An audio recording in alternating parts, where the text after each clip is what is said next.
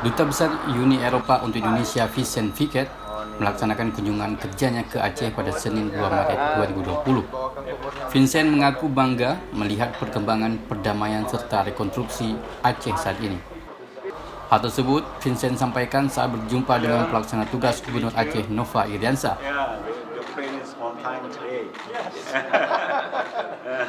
Thanks God for that. PLT Gubernur Aceh Nova Iriansah menyampaikan ucapan terima kasihnya pada Uni Eropah yang telah banyak membantu Aceh. Di mana saat ini menurut Nova, Aceh tengah giat-giatnya melakukan pembangunan demi peningkatan kesejahteraan masyarakat. Vincent yang baru pertama kalinya berkunjung ke Aceh ingin melihat langsung segala peluang kerjasama yang dapat dilakukan pihaknya dengan pemerintah Aceh.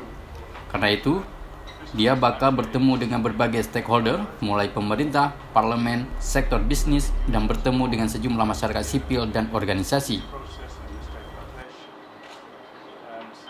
Selain itu, lanjut Vincent, pihaknya juga bakal meninjau kerjasama di bidang pendidikan dan penelitian dengan Universitas Syah Kuala. Dari Banda Aceh, tim Aceh Kini melaporkan.